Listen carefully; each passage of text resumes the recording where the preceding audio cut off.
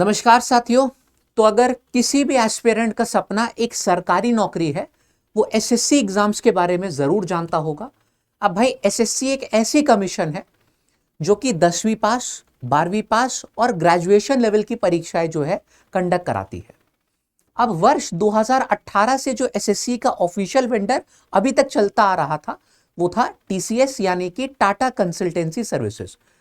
Vendor का मतलब क्या होता है कि यार एसएससी जैसे कि अपने क्वेश्चन जो परीक्षा में पूछती है वो खुद नहीं बनाती, ठीक है। ये टेंडर जो है आउट करती है जिसपे अलग अलग कंपनियां जो है बिड लगाती हैं। तो 2018 में टीसीएस ने ये बिड जो है हासिल करी थी और तभी से जो ऑफिशियल वेंडर एसएससी का है वो टीसीएस के तौर पर ही चलता आ रहा था। अब अगर हम बात करें यहां पर टीसीएस की, तो टीसीएस जो है अभी तक तीनों चीजें जो है एसएससी में यहां पर कर रहा है। जैसे कि बात करें क्वेश्चन बैंक पूरा जो है टीसीएस बनाता है। कोई सी भी परीक्षा हो, MTS, CHSL, CGL, selection post, सब में टीसीएस से ही क्वेश्चन पूछे जा रहे थे। एसएससी इस्तेमाल कर रही थी टीसीएस आयोन का, जो कि एक इनका डिजिटल असेसमेंट प्रोग्राम है, ठीक है। अब जब एग्जाम देने जाते हैं तो वहां पे जो सॉफ्टवेयर यूज होता है वो भी कौन कंपनी बनाती है? आपकी टीसीएस ही। इसी के साथ साथ जो जितनी भी लैब्स है ना, टीसीएस आयोन डिजिटल जोन, आप जानते हो कि अगर आपने पेपर दिया है तो जो लैब है वो भी किसकी तरफ से जो है होती है? वो भी हम लोगों की टीसीएस की तरफ से ही होती है। तो अब मेन 3 प्रश्न पे यहां पर मैं इस वीडियो में बात करूंगा और मुझे उम्मीद है कि आपने ये खबरें सुनी भी होंगी। इस पे थोड़ा सा हम लोग चर्चा करेंगे यहाँ पे। पहली चीज तो ये कि क्या एसएससी का वेंडर जो है चेंज हो गया है, ठीक है। अब क्या टीसीएस आप लोगों की जो परीक्षा है वो कंडक्ट नहीं कराएगी? इससे क्या आप लोगों की एग्जाम डेट पे जो है वो चेंज आएगा? एंड यार अब अगर वेंडर चेंज हो रहा है तो क्या प्रीवियस ईयर क्वेश्चन का जो महत्व था वो खत्म हो जाएगा? इन पॉइंट्स पर हम लोग यहां पर चर्चा करेंगे, ठीक है। तो जैसे कि अभी आपको मालूम है कि एसएससी के जितने भी रिस्पेक्टेड टीचर्स हैं, इनकी मीटिंग हुई थी एसएससी चेयरमैन के साथ, जहां पर रिटन में तो नहीं लेकिन हाँ वर्बली बोला गया था कि एसएससी का जो वेंडर है वो अब से चेंज हो जाएगा, टीसीएस एसएससी का वेंडर नहीं रहेगा। इसका कारण आप लोग को मैं बताना चाहूंगा। देखो, टीसीएस ने बहुत ईमानदारी से पिछले 2018 से शुरू किया था और 5-6 साल तक बहुत अच्छे से एग्जाम कंडक्ट कराया, कभी भी जो है कोई क्वेश्चन किसी ने नहीं उठाए। लेकिन 2023 से 2024 से स्टूडेंट जो है इन्होंने क्वेश्चन उठाना शुरू कर दिया टीसीएस के लिए। क्यों?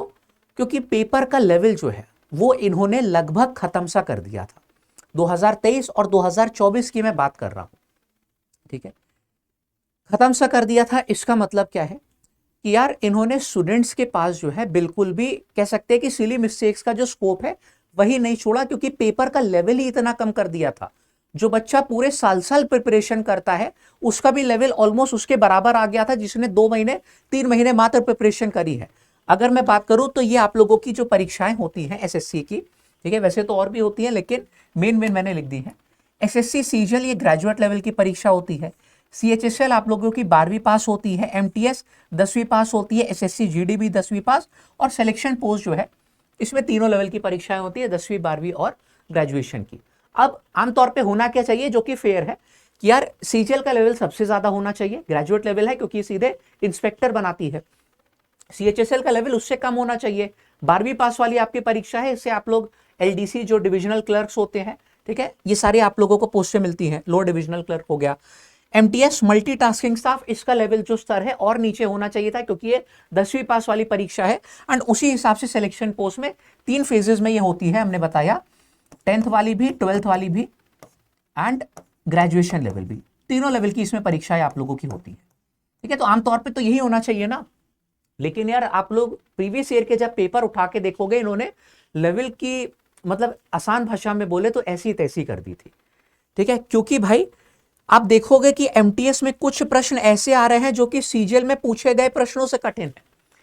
सीजीएल में ऐसे प्रश्न पूछे जा रहे हैं जो कि एमटीएस तक की परीक्षा के लायक नहीं है, जीडी तक की परीक्षा से नीचे स्तर के प्रश्न पूछे जा रहे हैं, ठीक है। सीएचएसएल में ग्रेजुएट लेवल वाले प्रश्न आ जा रहे हैं, ठीक है। कुछ प्रश्न आप लोग देखोगे कि यहां पर जो ग्रेजुएशन लेवल वाले हैं, आपको लगेगा कि यार इसमें 12वीं और 10वीं के प्रश्न में कोई अंतर ही नहीं है। तो इस कारण स्टूडेंट्स ने इतने जो है सवाल उठाना शुरू किए। 2023 से ये चीजें हुई थी और 24 तक तो आते आते यार हद हो गई, क्योंकि जो सीजीएल मेंस 2024 की परीक्षा हुई, ठीक है, जिसका रिजल्ट आउट हो चुका है मेंस 2024, इसमें भाई, ठीक है, जैसे इसमें टोटल 19 क्वेश्चंस मेंस जैसी परीक्षा में गलत देखने को मिले टीसीएस की तरफ से, मतलब उन्हीं ने पेपर सेट किया था।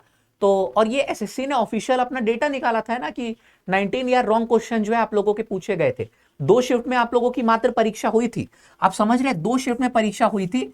एक शिफ्ट में आपके 9 सवाल गलत पूछे गए थे और एक शिफ्ट में आपके 10 सवाल गलत पूछे गए थे, जिसका कारण क्या हुआ कि इसके जो नंबर थे वो सबको मुफ्त में बांट दिए गए।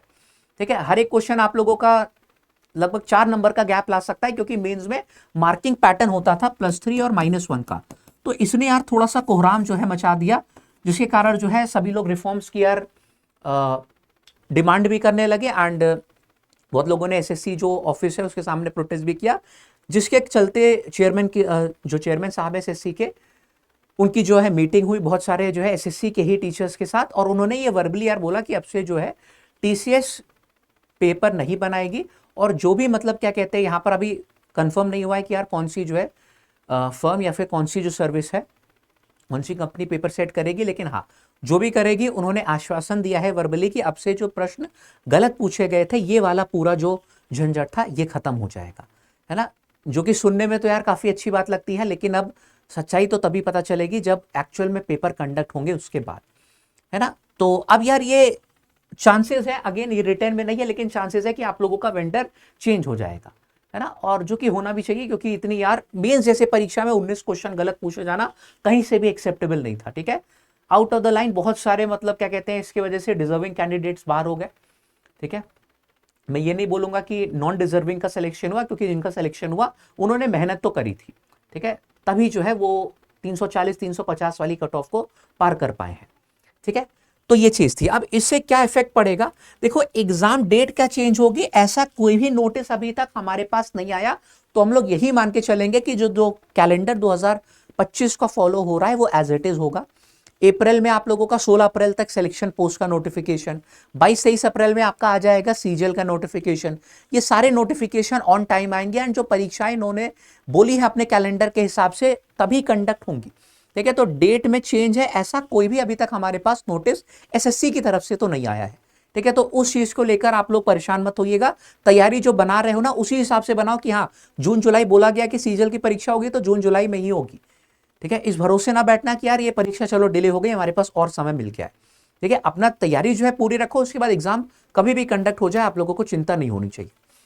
और एक जो सबसे बड़ा प्रश्न है जिसके लिए मेनली मैंने वीडियो बनाया है, क्या पीवाईक्यू का यार जो महत्व था वो अब एकदम खत्म हो गया है। ठीक है, तो भाई हम एक बात आपको बताएं कि हम भी जब पढ़ाते हैं तो प्रीवियस ईयर क्वेश्चंस को रेफरेंस के तौर पे यूज करते हैं।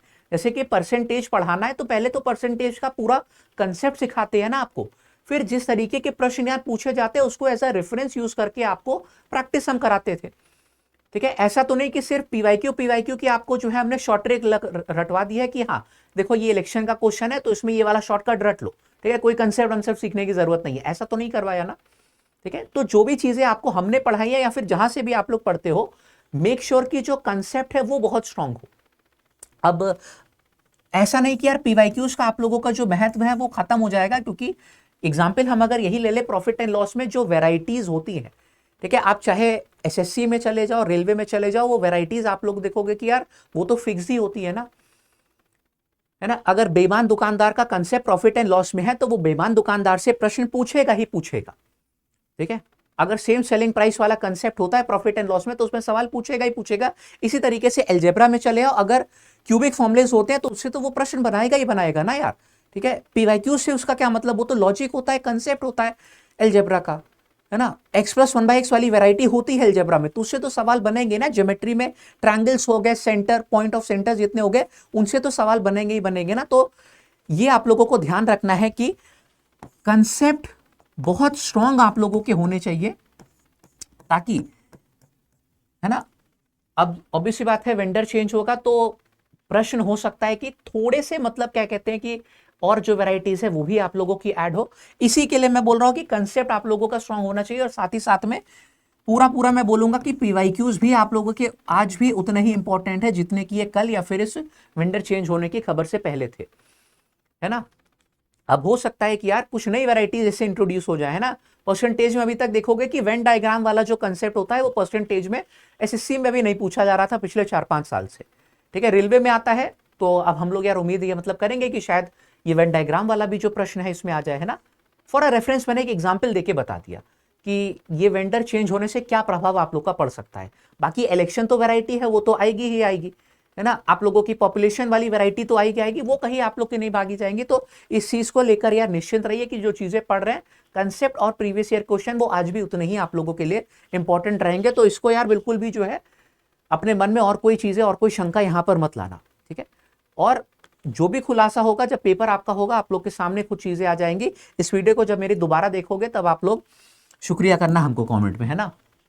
तो फिलहाल अब इसको रिलेटेड कोई भी डाउट आपके मन में नहीं रहना चाहिए, ठीक है। अब जो भी आपका टारगेट है उसकी तैयारी में पूरी तरीके से जुट जाओ, क्योंकि परीक्षाएं एग्जाम डेट चेंज होने की कोई खबर है नहीं, हो सकता है उसी महीने में कंडक्ट हो जब आप लोगों को बोला गया है ना।